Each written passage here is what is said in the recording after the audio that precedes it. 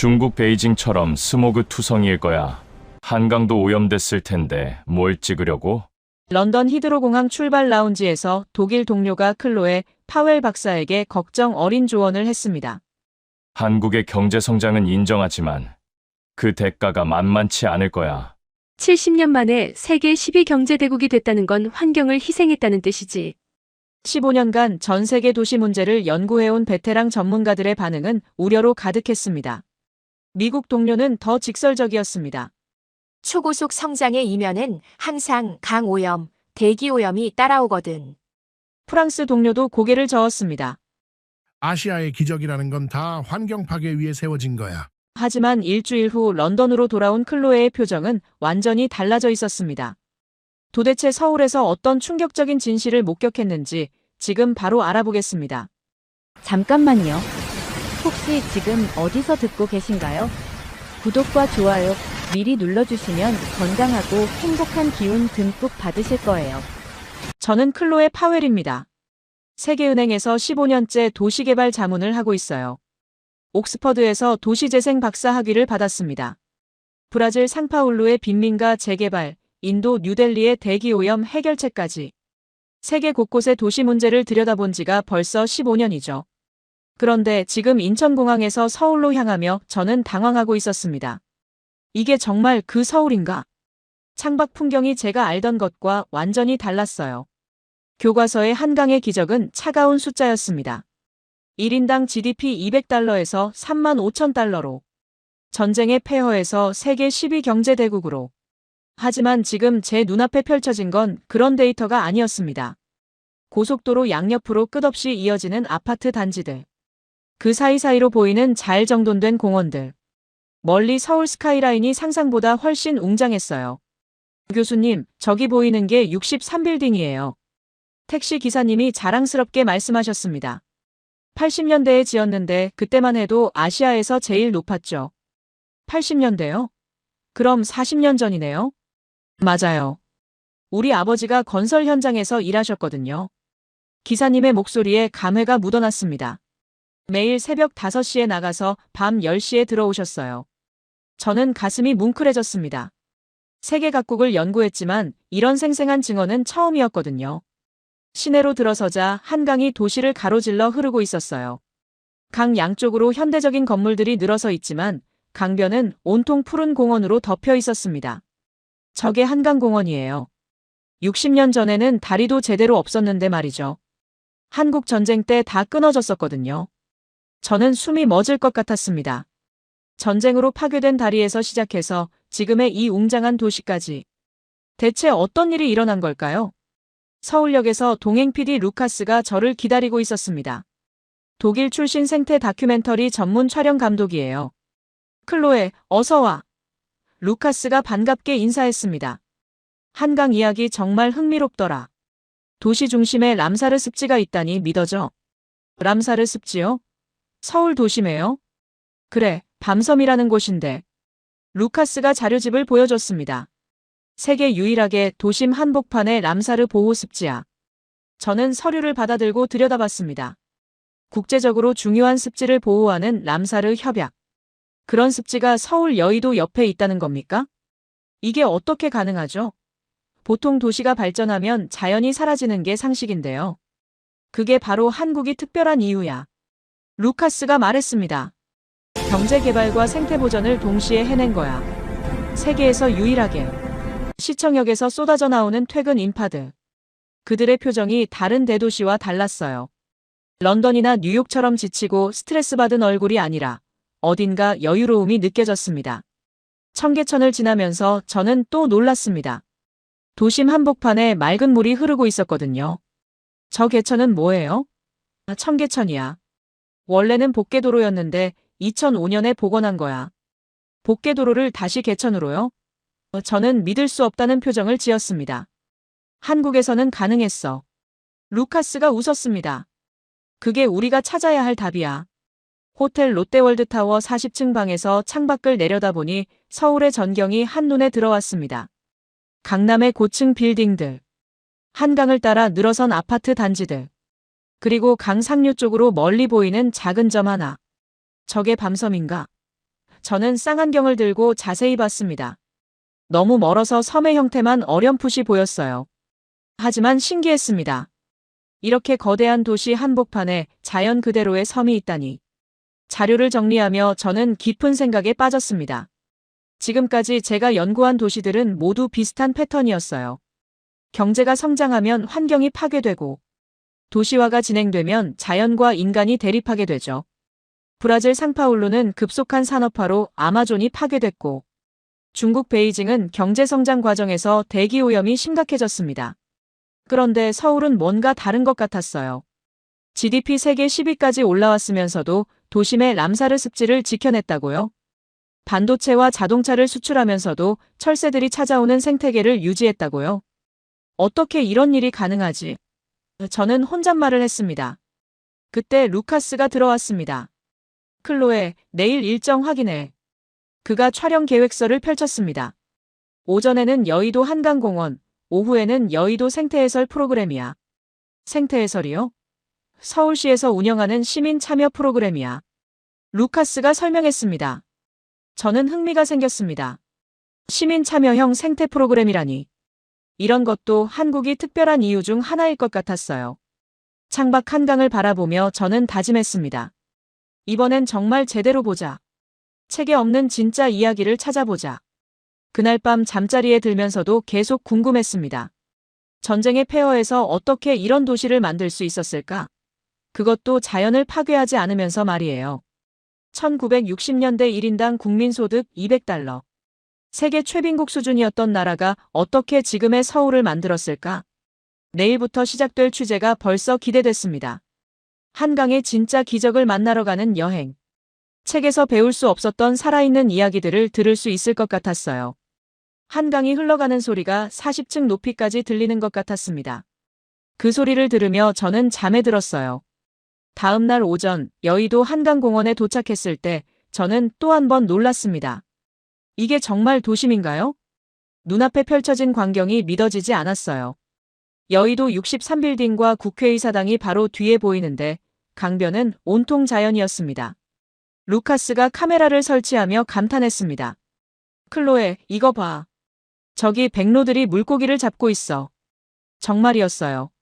도심 한복판에서 백로들이 여유롭게 먹이 활동을 하고 있었습니다. 런던 템스강에서는 상상도 할 수 없는 광경이었죠. 여기가 바로 여의도 색강 생태공원입니다. 안내를 맡은 한유진 씨가 설명해 주셨어요. 서울시 도시생태보건국에서 일하시는 40대 초반의 여성이었습니다. 1997년에 조성됐는데 인공습지예요. 한유진 씨가 자랑스럽게 말했습니다. 하지만 지금은 완전한 자연생태계가 됐죠. 저는 손에 든 자료를 다시 봤습니다. 여의도 색강생태공원 면적 27만 제곱미터. 축구장 38개를 합친 크기입니다. 이 모든 걸 인공으로 만들었다고요? 맞아요. 원래는 그냥 강변이었거든요. 한유진 씨가 설명했습니다. 하지만 생태계 복원 원칙에 따라 설계했어요. 이제는 200여 종의 식물과 30여 종의 조류가 살고 있습니다. 루카스가 망원 렌즈로 새들을 촬영하며 말했습니다. 독일에서도 이런 사례는 본 적이 없어. 도시 개발과 생태 보전을 이렇게 조화시킨 곳은. 우리는 목재 데크길을 따라 걸었습니다. 발밑으로 맑은 물이 흐르고 갈대들이 바람에 살랑살랑 흔들렸어요. 저기 보세요. 한유진 씨가 가리키는 곳을 봤습니다. 해오락이에요. 아주 예민한 새인데 환경이 좋지 않으면 절대 오지 않거든요. 정말 신기했습니다. 해오라기가 꼼짝하지 않고 물속을 응시하고 있었어요. 마치 시간이 멈춘 것 같았습니다. 파리 생강이나 런던 템스강과 뭐가 다른 거죠? 제가 궁금해서 물었습니다. 시민 참여가 달라요. 한유진 씨가 단호하게 대답했습니다. 여기는 시민들이 직접 관리하고 보호하거든요. 매주 자원봉사자들이 와서 정화활동을 해요. 그때 멀리서 아이들 웃음소리가 들렸습니다. 초등학생들이 선생님과 함께 생태 관찰을 하고 있었어요. 저것도 시민 참여 프로그램인가요? 네, 생태교육이에요. 한유진 씨가 웃으며 말했습니다. 아이들이 어릴 때부터 자연을 사랑하는 마음을 배우는 거죠. 저는 감동했습니다. 세계 어디에서도 보지 못한 광경이었거든요. 경제 발전과 환경 보호를 적대시하는 것이 아니라 함께 추구하고 있었습니다. 오후에는 밤섬으로 향했습니다. 일반인 출입이 철저히 통제된 곳이지만 루카스가 사전에 촬영 허가를 받았어요. 여의도에서 배를 타고 5분이면 도착하는 거리였어요. 이 섬이 정말 람사르 습지예요? 저는 여전히 믿기지 않았습니다. 2012년에 등록됐어요. 한유진 씨가 설명했습니다. 전 세계 람사르 습지 중에서 도심 한복판에 있는 건 여기뿐이에요. 배에서 내려 섬에 발을 디뎠습니다. 완전히 다른 세계였어요. 바로 500m 떨어진 곳에 63빌딩이 보이는데 여기는 원시림 같았습니다. 조용히 하세요. 생태 해설사인 송명순 할머니가 말씀하셨습니다. 70대로 보이는데 눈이 정말 맑으셨어요. 저기 보이는 새가 뭔지 아세요? 저는 고개를 들어봤습니다. 나뭇가지에 작은 새 한 마리가 앉아 있었어요. 참새인가요? 아니에요. 황조롱이에요. 송명순 할머니가 웃으셨습니다. 맹금류죠. 도시에서 보기 정말 힘든 새예요. 루카스가 재빨리 카메라를 들었습니다. 황조롱이가 날개를 펼치며 하늘로 올라가는 모습이 장관이었어요. 여기 새들이 몇 종류나 되나요? 지금까지 확인된 게 126종이에요. 송명순 할머니가 자랑스럽게 말씀하셨습니다. 126종이요? 저는 깜짝 놀랐습니다. 런던 하이드파크보다 많은 숫자였거든요. 그런데 할머니는 언제부터 여기서 해설사를 하신 거예요? 한 10년 됐죠. 송명순 할머니가 나무를 쓰다듬으며 말씀하셨습니다. 퇴직하고 나서 봉사활동으로 시작했는데 이제는 제 인생이 됐어요. 원래 무슨 일 하셨어요? 초등학교 교사였어요. 할머니의 눈이 반짝였습니다. 40년 동안 아이들을 가르쳤죠. 이제는 자연을 가르치고 있어요. 저는 마음이 따뜻해졌습니다. 퇴직 후에도 사회에 기여하고 계신 모습이 아름다웠어요. 섬을 돌며 더 놀라운 것들을 발견했습니다. 물속에서 커다란 잉어들이 헤엄치고 있었고 갈대밭 사이로 수달의 흔적도 보였어요. 수달이요? 정말로요? 작년부터 확인되기 시작했어요. 한유진 씨가 설명했습니다. 수달은 물이 정말 깨끗해야만 사는 동물이거든요. 저는 무릎이 꺾일 뻔했습니다. 한강에 수달이 산다고요? 세계에서 인구 밀도가 가장 높은 도시 중 하나인 서울에서 말입니다. 어떻게 이런 일이 가능한 거죠? 정부와 시민이 함께했기 때문이에요. 한유진 씨가 단순하지만 확신에 찬 대답을 했습니다. 섬에서 바라본 서울 시내가 환상적이었어요.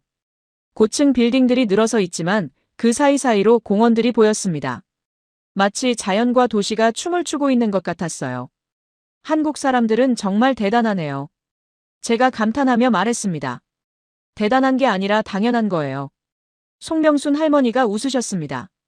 우리가 살 곳이잖아요. 아이들이 살 곳이고요. 그 말씀이 가슴에 와닿았습니다. 복잡한 이론이나 거창한 철학이 아니라 그냥 당연한 일이라는 것. 그게 바로 한국의 힘인 것 같았어요. 저녁에 숙소로 돌아와 루카스와 이야기를 나눴습니다. 오늘 정말 놀라웠어. 루카스가 촬영한 영상을 보며 말했습니다. 독일 환경 다큐를 10년 넘게 찍었는데 이런 사례는 처음이야. 뭐가 가장 놀라웠어? 시민들이에요. 루카스가 단호하게 말했습니다. 정부 주도가 아니라 시민들이 스스로 참여하고 있어. 이게 진짜 지속 가능한 발전이야. 저도 같은 생각이었습니다. 오늘 만난 사람들의 공통점은 자발성이었어요. 누가 시켜서가 아니라 자신들이 원해서 하고 있었습니다. 내일은 어디로 가지? 반포 한강공원이랑 난지 생태습 지원이야. 루카스가 일정표를 보며 말했습니다. 한강 전체가 생태계라는 걸 보여주는 거지. 저는 기대가 됐습니다. 오늘 본 것만으로도 충분히 놀라웠는데 더 놀라운 것들이 기다리고 있다는 뜻이었거든요. 창밖으로 한강이 보였습니다. 어둠 속에서도 강물이 반짝이고 있었어요. 그 물속에 수달이 살고 하늘에는 황조롱이가 날고 있다니. 한강의 기적이 경제만이 아니었구나. 저는 혼잣말을 했습니다. 정말 신기했어요. 세계에서 가장 발달한 도시 중 하나가 동시에 가장 아름다운 생태계를 가지고 있다니. 이런 건 교과서에 없었습니다. 앞으로 6일 동안 더 많은 비밀을 발견할 수 있을 것 같았어요. 한강이 품고 있는 진짜 기적을 말입니다. 셋째 날, 반포 한강공원에서 저는 놀라운 사람을 만났습니다. 송명순 할머니였어요. 어제 밤섬에서 만난 그 할머니께서 오늘도 자원에서 안내를 해주신다고 하셨습니다. 할머니, 이렇게 매일 나오시는 거예요? 매일이요? 일주일에 4번 나와요. 할머니가 웃으셨습니다. 화요일, 목요일, 토요일, 일요일. 정해진 스케줄이 있거든요. 저는 감동했습니다. 70대 할머니가 일주일에 4번이나 자원봉사를 하신다니. 힘들지 않으세요? 힘든 게 아니라 즐거워요. 할머니의 눈이 반짝였습니다. 제가 살아온 이야기를 들려줄 수 있잖아요. 반포 한강공원을 걸으며 할머니는 옛 이야기를 시작하셨습니다. 제가 25살 때였어요. 1973년이었죠. 할머니가 멀리 바라보며 말씀하셨습니다. 그때 이 자리에 한강대교를 놓고 있었어요. 한강대교요? 네. 지금 보이는 저 다리 말이에요. 할머니가 가리키는 곳을 봤습니다. 우아한 곡선의 한강대교가 강을 가로지르고 있었어요. 그때는 이 일대가 모래사장이었거든요. 할머니가 계속 말씀하셨습니다. 여름이면 피서객들이 와서 물놀이를 했어요. 루카스가 카메라로 할머니의 모습을 담기 시작했습니다. 할머니, 그때 생활은 어떠셨어요? 어려웠죠. 할머니가 담담하게 대답하셨습니다. 남편이 건설 현장에서 일했는데 하루 벌어서 하루 사는 생활이었어요. 건설 현장이요? 한강대교 공사 현장이요. 할머니의 목소리에 자부심이 묻어났습니다. 새벽 5시에 나가서 밤 9시에 들어왔어요. 일요일도 없었죠. 저는 가슴이 뭉클해졌습니다.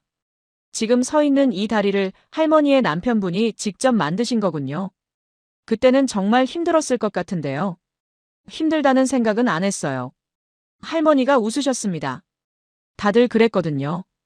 우리가 잘 살아보자고 모두가 열심히 일했어요. 할머니는 계속 이야기를 들려주셨습니다.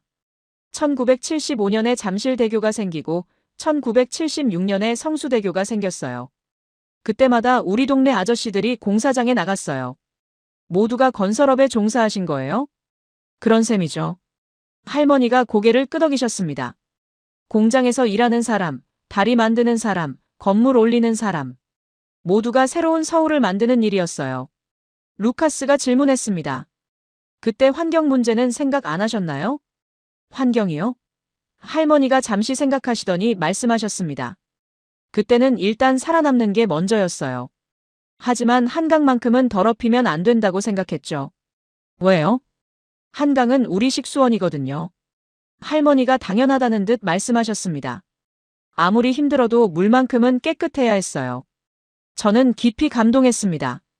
가난했던 시절에도 환경을 생각하셨다는 것이 놀라웠어요. 그래서 공장들을 한강에서 멀리 보냈어요. 할머니가 계속 설명하셨습니다. 안양천이나 중랑천 쪽으로 말이에요. 정부에서 그런 정책을 세운 거예요? 정부도 그랬지만 시민들도 반대했어요.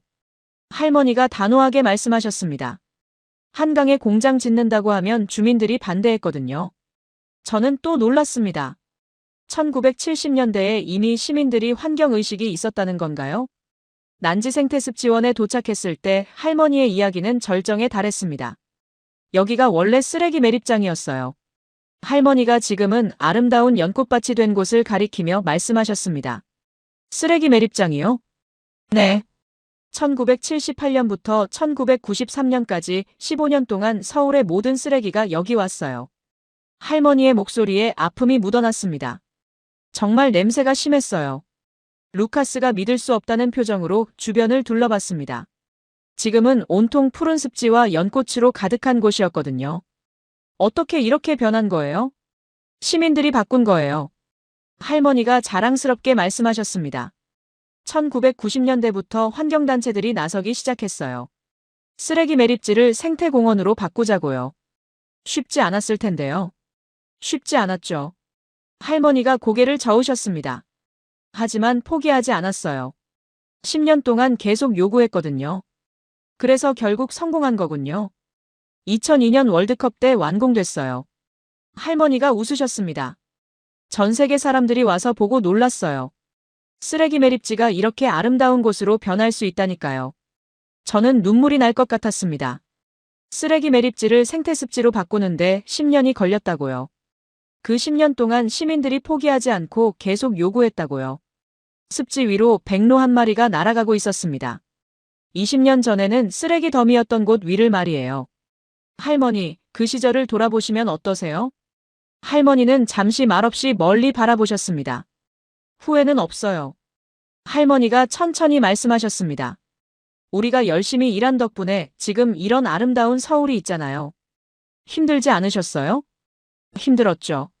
정말 힘들었어요. 할머니가 솔직하게 말씀하셨습니다. 하지만 우리는 꿈이 있었어요. 아이들이 더 좋은 세상에서 살 수 있을 거라는 꿈이요. 그 꿈이 이루어진 거네요. 이루어졌죠. 할머니의 눈에 눈물이 맺혔습니다. 제 손주들이 지금 이 공원에서 뛰어놀아요. 백로도 보고 연꽃도 보면서요. 저는 더 이상 참을 수 없었습니다. 눈물이 주르륵 흘러내렸어요. 할머니의 손을 잡으며 말했습니다. 정말 고마워요. 할머니 덕분에 제가 한국을 제대로 이해할 수 있게 됐어요. 고마울 게 뭐 있어요. 할머니가 제 손을 꼭 잡아주셨습니다. 우리는 그냥 우리가 할 일을 한 거예요. 그날 저녁 숙소에서 루카스와 이야기했습니다. 오늘 할머니 인터뷰가 백미였어. 루카스가 감동한 표정으로 말했습니다. 저런 증언을 들을 수 있다니. 할머니께서 직접 경험하신 분이니까 더 생생했어. 그런데 놀라운 건 일관성이야. 루카스가 정리하며 말했습니다. 1970년대부터 지금까지 시민들의 의식이 계속 이어져 오고 있어. 저도 같은 생각이었습니다. 경제 발전만 추구한 것이 아니라 처음부터 환경을 생각하고 있었어요. 그것도 정부가 아니라 시민들이 스스로 말입니다. 한강의 기적이 단순한 경제 성장이 아니었구나. 저는 깨달았습니다. 사람들의 마음이 만든 기적이었어. 창밖 한강을 바라보며 할머니 말씀이 계속 생각났습니다. 우리는 그냥 우리가 할 일을 한 거예요. 정말 단순한 말이었지만 그 안에 모든 답이 들어있는 것 같았어요. 개인의 이익보다 공동체를 생각하는 마음. 지금보다 미래를 생각하는 마음. 그런 마음들이 모여서 기적을 만든 거였습니다. 넷째 날 아침, 저는 예상치 못한 사람을 만났습니다. 리처드 장이었어요. 50대 초반으로 보이는 중국계 영국인이었습니다. 글로벌 개발 투자 펀드 부대표라고 자기소개를 했어요. 클로에 파웰 씨죠? 그가 호텔 로비에서 저를 불렀습니다. BBC 다큐멘터리 관련해서 잠깐 이야기할 수 있을까요? 저는 당황했습니다. 어떻게 제 일정을 알고 있는 걸까요? 실례지만 어떻게 저를 아시는 거죠? 런던에서 소문이 났어요. 리처드가 능숙하게 웃었습니다. 한강의 기적을 다룬다고 하더군요. 흥미로운 주제네요. 그런데 무슨 일로 저를 찾으신 거죠? 조언을 드리고 싶어서요. 리처드의 눈빛이 차갑게 변했습니다. 한강의 기적이라는 게 과연 기적인지 말이에요. 저는 기분이 이상했습니다. 뭔가 불쾌한 기운이 느껴졌어요. 무슨 뜻인지 모르겠는데요. 한국의 경제 성장은 인정합니다. 리처드가 천천히 말했습니다. 하지만 과대포장된 면이 있어요. 특히 환경 부분에서 말이죠. 그때 루카스가 로비에 나타났습니다. 클로에 누구야? 리처드 장이에요. 글로벌 투자 펀드에서 일하신다고 해요. 루카스가 경계하는 눈으로 리처드를 봤습니다. 무슨 일로 여기 온 거지? 한강 프로젝트에 대해 이야기하고 싶어서요. 리처드가 명함을 내밀었습니다. 투자 관점에서 보면 한강 개발이 비효율적인 면이 많거든요. 비효율적이라니요? 제가 반문했습니다. 강변 땅을 공원으로 만든 걸 보세요. 리처드가 창밖을 가리켰습니다. 그 땅에 고급 아파트를 지었다면 엄청난 수익이 났을 텐데요. 저는 그의 말에 불쾌감을 느꼈습니다. 수익만이 전부는 아니잖아요. 물론이죠. 하지만 현실을 봐야 해요. 리처드가 냉소적으로 웃었습니다.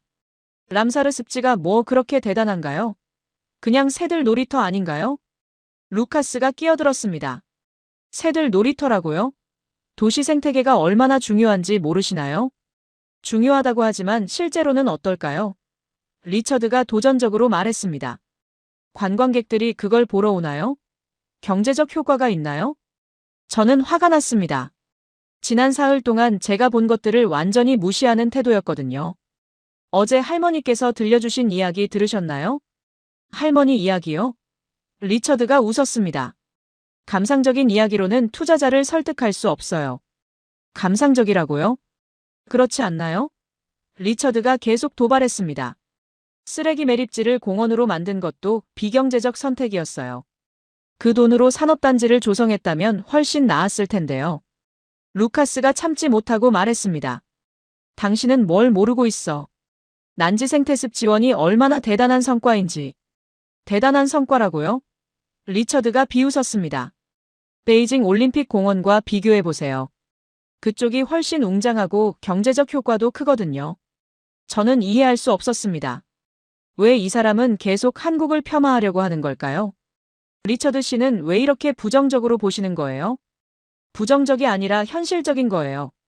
리처드가 정색했습니다. 저는 베이징에서 20년 동안 도시개발을 담당했어요.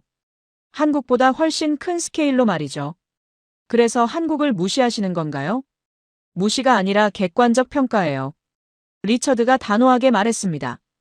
한강변 부지는 부동산 가치가 엄청난데 그걸 새들한테 줬다는 게 이해가 안 돼요. 루카스가 소리를 높였습니다. 당신 말은 완전히 틀렸어. 생태계가 주는 경제적 가치를 모르고 있다고. 생태계의 경제적 가치라고요? 리처드가 코웃음 쳤습니다. 그런 추상적인 이야기 말고 구체적인 숫자를 보세요. 구체적인 숫자요? 부동산 가격이요. 리처드가 자신만만하게 말했습니다. 한강변 땅값이 얼마인지 아세요? 평방미터당 1,000만 원이 넘어요. 저는 그의 논리에 혐오감을 느꼈습니다. 그럼 모든 걸 돈으로만 계산하시는 건가요? 비즈니스에서는 당연한 거 아닌가요? 리처드가 냉정하게 대답했습니다. 그때 갑자기 휴대폰이 울렸습니다. 리처드가 전화를 받았어요. 네, 알겠습니다. 강변 부지 매입건 계속 진행하세요. 저와 루카스는 깜짝 놀라며 서로를 봤습니다. 강변 부지 매입이라고요? 리처드가 전화를 끊고 돌아왔지만 이미 우리는 들어버렸어요. 리처드 씨, 혹시 한강변 부지를 매입하려고 하시는 건가요? 그게 중요한가요? 리처드가 당황한 기색을 보였습니다. 중요하죠. 생태습지를 개발하려는 건 아니죠? 개발이 뭐가 나쁜가요? 리처드가 방어적으로 말했습니다. 경제 발전을 위해서는 필요한 일이에요. 루카스가 화를 냈습니다. 그래서 한강을 폄하하는 거였구나. 자기 투자를 위해서. 투자는 자유잖아요. 리처드가 억지로 웃었습니다. 저는 이제 모든 게 이해됐습니다. 리처드가 한강을 폄하하는 이유가 있었던 거예요. 생태보전의 가치를 인정하면 자신들의 개발 계획에 방해가 되니까요. 리처드 씨, 죄송하지만 저는 갈게요. 제가 단호하게 말했습니다. 잠깐만요. 이야기가 끝나지 않았는데요. 끝났어요. 루카스가 끼어들었습니다. 당신 같은 사람과는 이야기할 게 없어. 리처드의 얼굴이 붉어졌습니다. 후회할 거예요. 한강의 기적이라는 게 얼마나 허상인지 곧 알게 될 테니까. 허상이라고요? 제가 돌아서며 말했습니다. 지난 사흘 동안 제가 본 게 허상인가요? 기자라면 좀 더 객관적이어야 하는 거 아닌가요? 리처드가 마지막으로 도발했습니다. 감정에 휘둘리면 기자가 아니라 관광객이에요. 그 말에 저는 정말 화가 났습니다. 하지만 대답하지 않았어요. 그런 사람과 논쟁할 가치도 없었거든요. 엘리베이터에서 루카스가 말했습니다. 클로에, 저런 사람 신경 쓰지 마. 하지만 기분이 나빠. 나도 마찬가지야. 루카스가 분노를 참고 있었습니다. 자기 이익을 위해서 환경을 파괴하려는 거잖아. 그런 사람들이 또 있을까? 있을 거야. 루카스가 씁쓸하게 웃었습니다. 하지만 우리는 진실을 담을 거야. 리처드 같은 사람들이 틀렸다는 걸 보여주자. 저도 다짐했습니다. 한강의 진짜 가치를 세상에 알리겠다고. 리처드 같은 사람들의 탐욕으로부터 지켜내겠다고. 그날부터 촬영에 더욱 집중했습니다. 한강의 아름다움을 더 생생하게 담아내고 싶었어요. 리처드의 말은 오히려 저에게 확신을 줬습니다. 한강의 기적이 정말 소중한 것이라는 확신을요. 다섯째 날 여의도 색강생태공원에서 저는 평생 잊지 못할 장면을 목격했습니다. 조용히 하세요. 한유진 씨가 손짓으로 신호를 보냈습니다. 저기 보세요. 제가 망원경을 들어보니 정말 놀라운 광경이었어요. 황조롱이 한 마리가 물 위에서 호버링을 하고 있었습니다. 호버링이요? 제가 작은 소리로 물었습니다. 맹금류가 사냥할 때 하는 행동이에요. 한유진 씨가 속삭였습니다. 한자리에서 날갯짓하며 먹이를 찾는 거죠. 루카스가 재빠르게 망원 렌즈를 설치했습니다. 이런 장면을 놓칠 수는 없었거든요. 그 순간이었습니다. 황조롱이가 물 위로 급강하했어요. 저게 뭘 잡은 거예요? 물고기예요. 한유진 씨가 흥미진진하게 설명했습니다. 황조롱이는 원래 들쥐나 작은 새를 잡는데 여기서는 물고기도 잡아요. 도시에서 황조롱이를 보기 힘들다고 하던데요. 맞아요. 서울에서는 정말 특별한 거예요. 한유진 씨가 자랑스럽게 말했습니다. 환경이 좋아져야만 맹금류가 와요. 저는 감탄했습니다. 도심 한복판에서 맹금류의 사냥을 보다니. 황조롱이 외에 또 어떤 맹금류가 있나요? 새매도 있어요. 그리고 가끔 참매도 와요. 한유진 씨가 설명했습니다. 특히 새매는 정말 보기 힘든 새거든요. 그때 멀리서 다른 새 소리가 들렸습니다. 저건 뭐예요? 새매예요. 한유진 씨가 갑자기 흥분했습니다. 정말 운이 좋으시네요. 루카스가 카메라 방향을 바꿨습니다. 나무 위에 새매 한 마리가 앉아 있었어요. 새매는 황조롱이보다 더 큰 맹금류예요. 한유진 씨가 설명했습니다. 서울에서는 정말 드물게 볼 수 있어요. 저는 망원경으로 새매를 자세히 관찰했습니다. 날카로운 눈빛과 갈고리 같은 발톱이 인상적이었어요. 이런 맹금류들이 여기 사는 이유가 뭔가요? 먹이사슬 때문이에요. 한유진 씨가 손짓으로 주변을 가리켰습니다. 여기에 작은 물고기들이 많이 살고 들쥐나 작은 새들도 있어요. 그걸 잡아먹을 맹금류가 오는 거죠. 완전한 생태계가 형성된 거네요. 맞아요. 그것도 도심에서 말이에요. 한유진 씨가 감동적으로 말했습니다. 이게 바로 한강의 기적이에요. 저는 주변을 둘러봤습니다. 불과 500m 떨어진 곳에 63빌딩이 서 있고 지하철 5호선이 지나가는 소리도 들렸어요. 그런데 여기서는 완벽한 자연의 먹이사슬이 돌아가고 있었습니다. 다른 도시에서는 이런 게 가능한가요? 거의 불가능해요.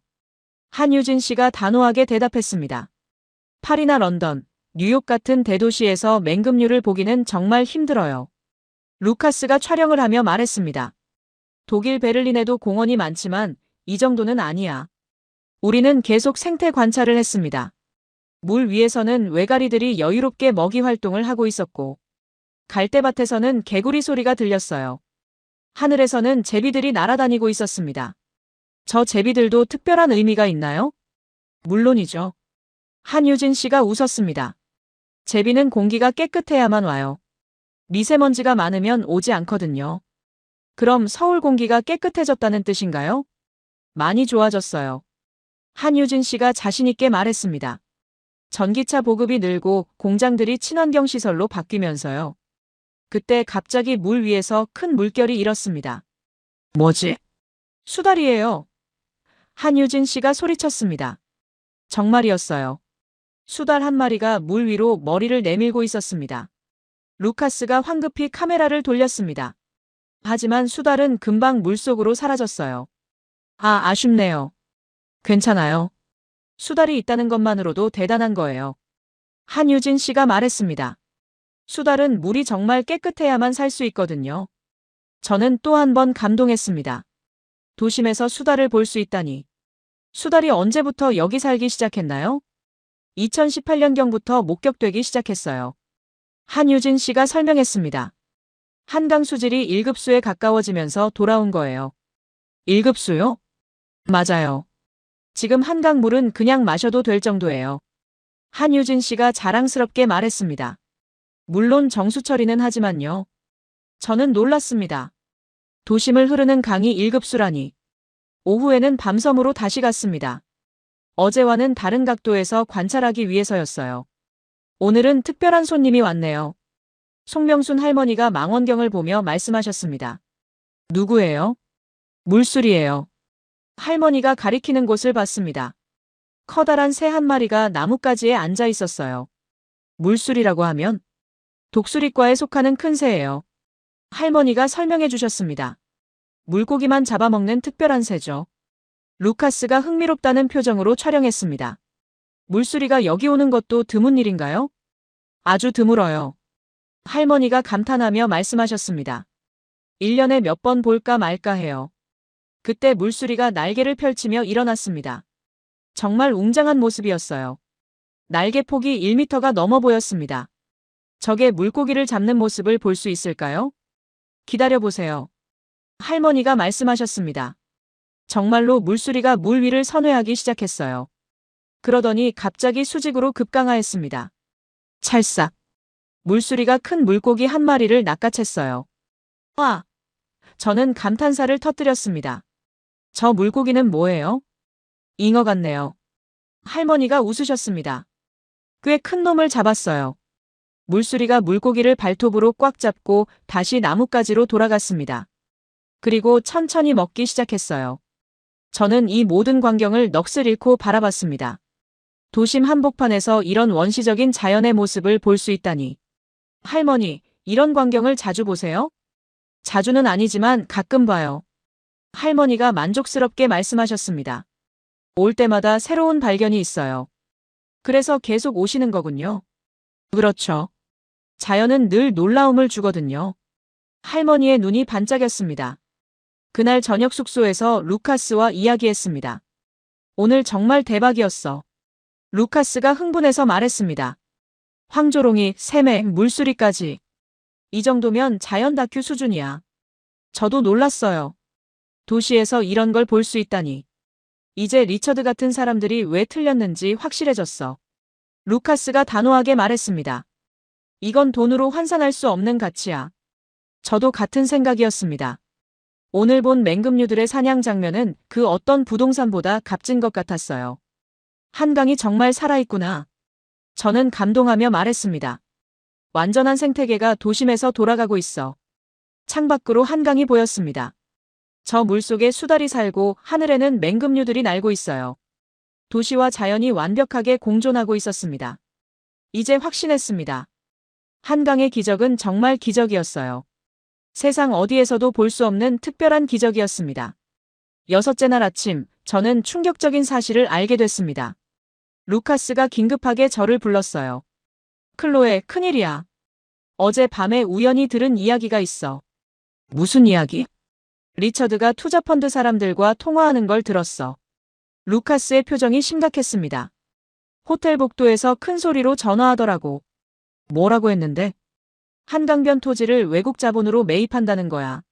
루카스가 분노하며 말했습니다. 생태보전 가치를 떨어뜨려서 부동산 가격을 낮춘 다음에 말이야. 저는 깜짝 놀랐습니다. 그래서 리처드가 그렇게 한강을 폄하했던 거군요. 확실해? 확실해. 구체적인 지역 이름까지 나왔어. 루카스가 메모를 보여줬습니다. 반포, 잠실, 여의도 일대를 타겟으로 하고 있어. 저는 화가 치밀었습니다. 순수한 마음으로 한강을 지켜온 시민들을 이용하려는 거였어요.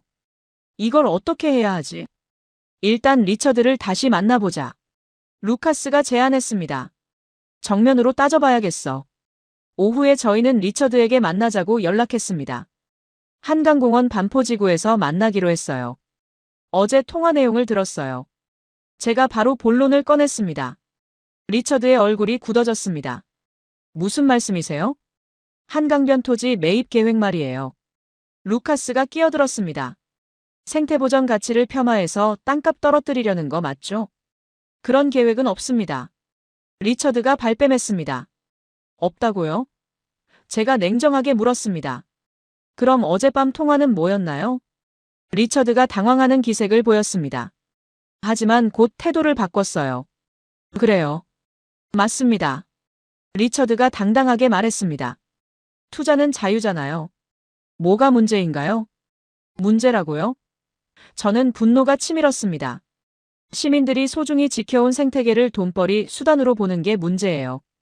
그건 당신 생각이고요. 리처드가 냉소적으로 웃었습니다. 비즈니스에서는 감정은 무의미해요. 감정이 아니라 가치의 문제예요. 루카스가 목소리를 높였습니다. 그때 멀리서 할머니가 걸어오시는 게 보였습니다. 송명순 할머니였어요.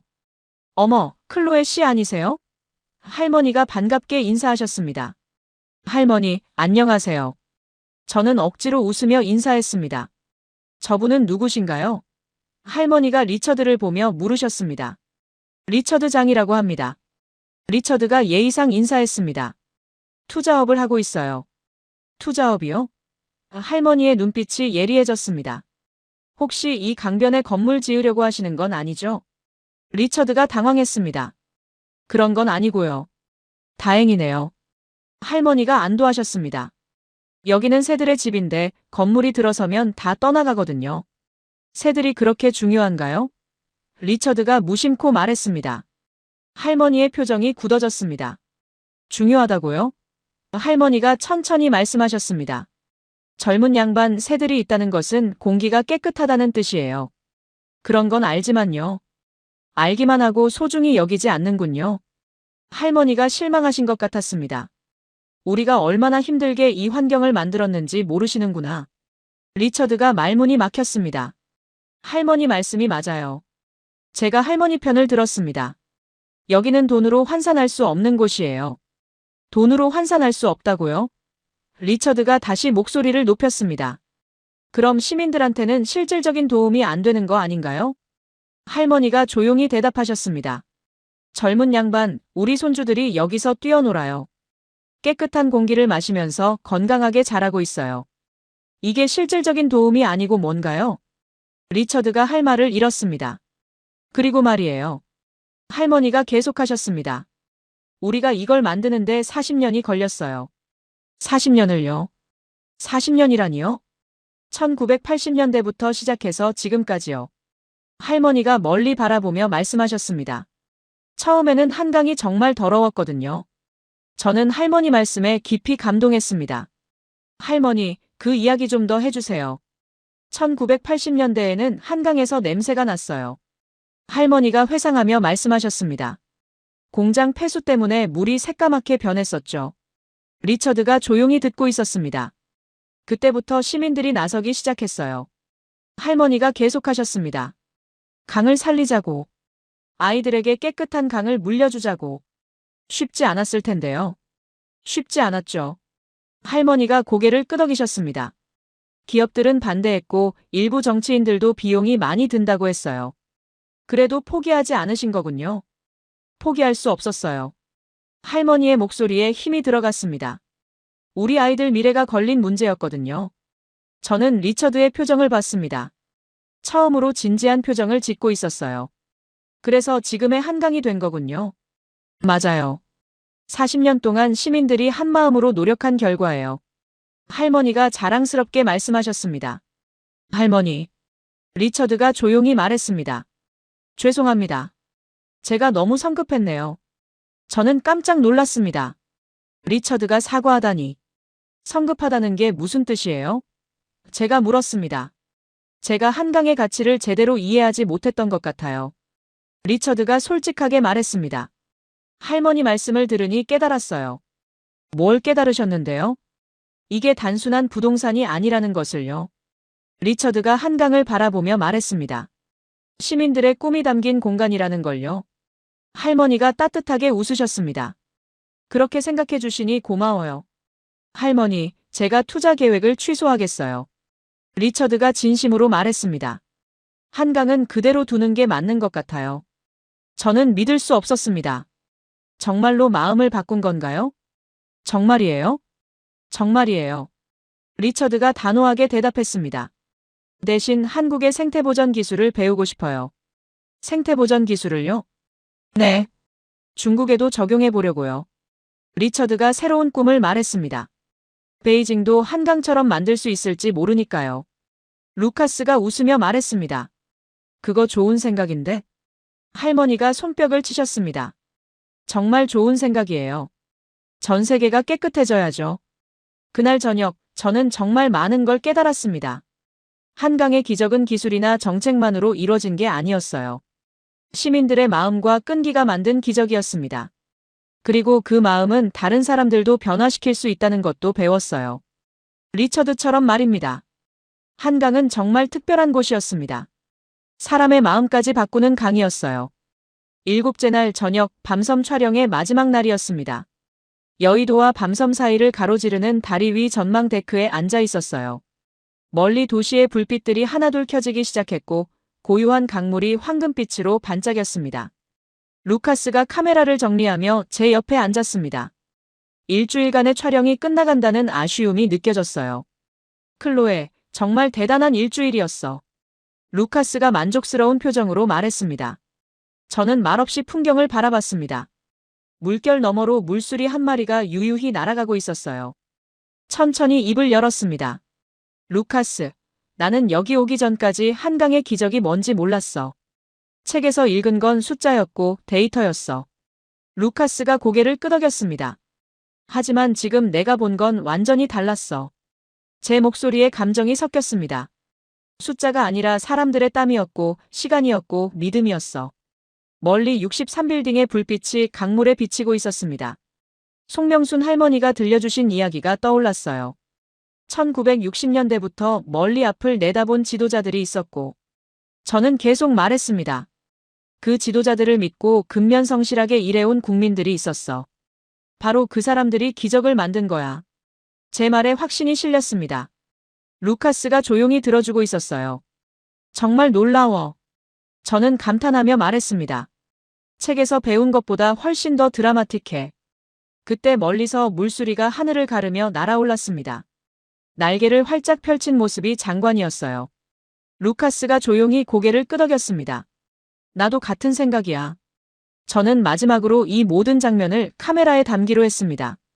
물수리와 도시의 불빛, 그리고 고요한 강물까지. 카메라를 들고 나레이션을 시작했습니다. 한강은 단순한 강이 아닙니다. 제 목소리가 저녁 공기를 가르며 퍼져나갔어요. 이 강은 전쟁의 상처를 품고 흘렀습니다. 1950년 한국전쟁 때 모든 다리가 끊어졌을 때도 이 강은 흘렀어요. 멀리 한강대교의 불빛이 보였습니다. 할머니가 말씀하신 그 다리였어요. 그리고 산업화의 경랑을 이겨내며 흘렀습니다. 1970년대 경제 개발이 한창일 때 수많은 사람들이 이 강변에서 땀을 흘렸어요. 제 목소리에 떨림이 있었습니다. 공장 굴뚝에서 연기가 나고 건설 현장에서 소음이 날 때도 사람들은 한강만큼은 지켜내고 싶어 했습니다. 왜냐하면 이 강이 우리들의 식수원이었고 아이들이 자랄 터전이었으니까요. 저 멀리 밤섬의 실루엣이 어둠 속에서도 선명했습니다. 그리고 이제 이 강은 생태의 품으로 돌아왔습니다. 도심 한복판에 람사르 습지가 있고 수달이 헤엄치고 물수리가 날아다니는 기적의 강이 됐어요. 루카스가 저를 바라보고 있었습니다. 그의 눈에도 감동이 서려 있었어요. 이 모든 걸 가능하게 한 건 특별한 기술이나 막대한 자본이 아니었습니다. 제 목소리가 더욱 확신에 찼습니다. 이 도시를 살아온 평범한 사람들이었어요. 송명순 할머니 같은 분들이, 한유진 씨 같은 공무원들이, 그리고 매주 자원봉사를 나오는 시민들이. 눈물이 날 것 같았습니다. 이분들이 40년 동안 한마음으로 지켜낸 강입니다. 경제 성장만 추구한 게 아니라 다음 세대를 위해 환경도 함께 생각한 거예요. 하늘에서 철새 무리가 비자를 그리며 날아가고 있었습니다. 그래서 지금 이 강에는 126종의 새들이 살고 세계에서 가장 바쁜 도시 한복판에 완벽한 생태계가 돌아가고 있어요. 저는 카메라를 내려놓고 깊은 숨을 쉬었습니다. 한강의 기적은 GDP 성장률이나 수출 실적에만 있는 게 아니었어. 루카스에게 말했습니다. 그럼 뭐가 진짜 기적이야? 사람들의 마음이야. 저는 확신에 차서 말했습니다. 개인의 이익보다 공동체를 생각하는 마음. 지금보다 미래를 생각하는 마음. 그런 마음들이 모여서 이런 강을 만든 거구나. 맞아. 저는 고개를 끄덕였습니다. 그리고 그 마음은 리처드 같은 사람도 바꿀 수 있어. 어둠이 완전히 내렸습니다. 하지만 강물은 여전히 반짝이고 있었어요. 도시의 불빛을 받아 금빛으로 흐르고 있었습니다. 내가 여기서 배운 건 단순한 환경보전 기법이 아니야. 저는 감동하며 말했습니다. 어떻게 하면 발전과 보전을 함께 할 수 있는지 그 철학을 배운 거야. 철학이라면 모든 걸 돈으로만 계산하지 않는 것. 제가 단호하게 말했습니다. 미래 세대를 위해 무언가를 남겨두는 것. 저 멀리서 올빼미 소리가 들렸습니다. 밤의 생태계가 시작되고 있었어요. 이제 이해했어. 저는 루카스를 바라보며 말했습니다. 왜 한국 사람들이 이렇게 자랑스러워하는지. 왜? 자신들이 정말 특별한 일을 해냈으니까. 제 목소리에 경외감이 섞였습니다. 세계 어느 나라도 하지 못한 일을 해낸 거야. 강바람이 살랑살랑 불어왔습니다. 상쾌하고 깨끗한 바람이었어요. 내일이면 런던으로 돌아가야 해. 저는 아쉬움을 감추지 못했습니다. 하지만 이 경험은 평생 잊지 못할 거야. 루카스가 말했습니다. 그래. 그리고 이 이야기를 전 세계에 알릴 거야. 저는 다짐했습니다. 한강의 진짜 기적을. 달빛이 강물에 길게 비치고 있었습니다. 그 빛을 따라 내일의 꿈들도 흘러갈 것 같았어요. 한강은 정말 기적의 강이었습니다. 그리고 그 기적은 아직도 계속되고 있었어요. 3개월 후 런던 BBC 본사. 클로에의 한강 다큐멘터리가 대박을 쳤어. 편집장이 흥분해서 말했습니다. 시청률이 예상의 3배야. 저는 믿을 수 없었습니다. 그냥 하나의 환경 다큐멘터리라고 생각했는데요. 정말이에요? 정말이야. 그리고 CNN에서도 연락이 왔어. 편집장이 계속 말했습니다. 미국 방송도 하고 싶다고 해. 제 마음이 뛰기 시작했습니다. 한강의 이야기가 전 세계로 퍼져나가는 거군요. 그뿐만 아니야. 편집장이 더욱 흥미진진하게 말했습니다. UN 환경계획에서 공식 다큐멘터리로 채택했어. UN에서요? 세계 각국 도시계획 담당자들 필수 시청 자료가 됐다고 해. 편집장이 자랑스럽게 말했습니다. 저는 감격했습니다. 한강의 아름다운 이야기가 이렇게 멀리 갈 줄이야. 그때 전화가 왔습니다. 클로에 씨 루카스예요. 반가운 목소리였어요. 큰 소식이 있어요. 무슨 소식이에요? 베트남 호치민시에서 한강 프로젝트를 벤치마킹하고 싶다고 연락이 왔어요. 루카스가 흥분해서 말했습니다. 정말요? 그뿐만 아니에요.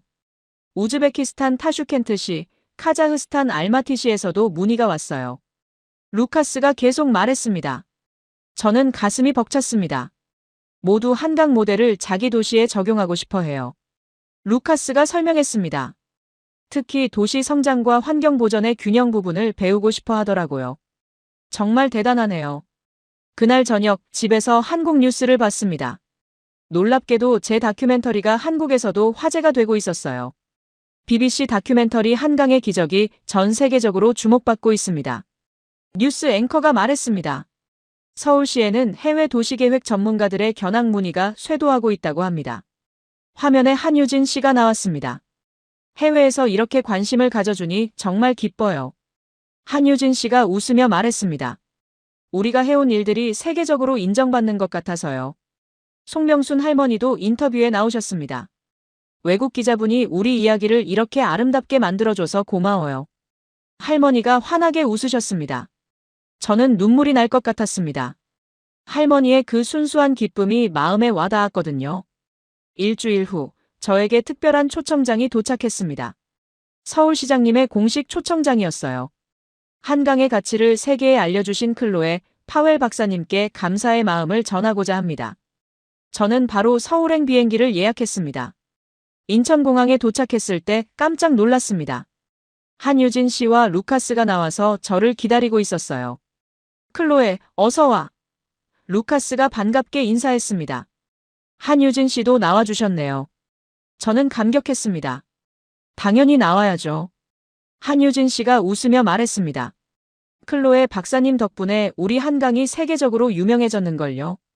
서울시청에서 열린 감사패 수여식은 정말 감동적이었습니다. 시장님이 직접 저에게 감사패를 주셨어요. 클로에 박사님 덕분에 한강의 진정한 가치가 세계에 알려졌습니다. 시장님이 말씀하셨습니다. 진심으로 감사드립니다. 저는 감동해서 말을 잇지 못했습니다. 오후에는 한강을 다시 찾았습니다. 송명순 할머니를 만나기 위해서였어요. 할머니. 저는 반갑게 달려가서 할머니를 안아배었습니다.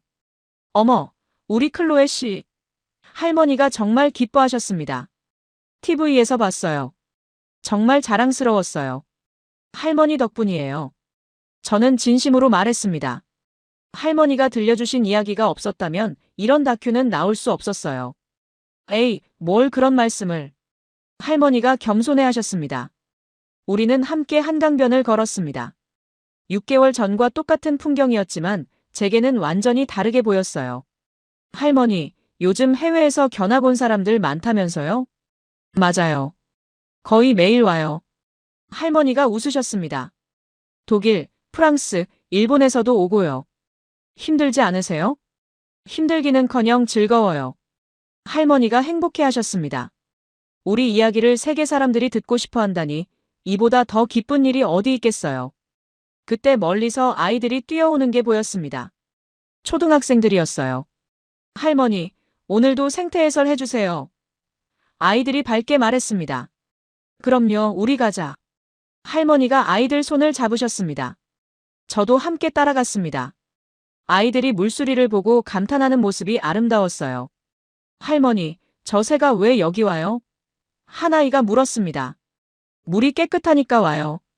할머니가 설명해 주셨습니다. 여러분이 잘 지켜줘야 계속 볼 수 있어요. 네, 우리가 잘 지킬게요. 아이들이 큰 소리로 대답했습니다. 저는 그 모습을 보며 확신했습니다. 한강의 기적은 계속될 거라고. 이 아이들이 자라서도 한강을 사랑하고 지켜낼 거라고.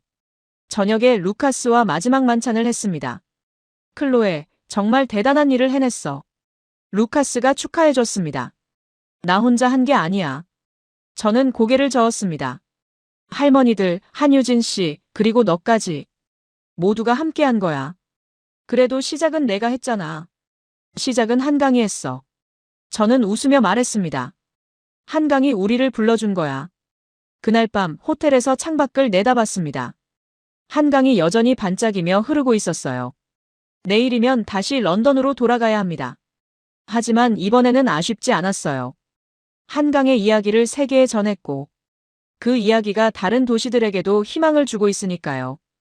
휴대폰에 문자가 왔습니다. 리처드에게서였어요.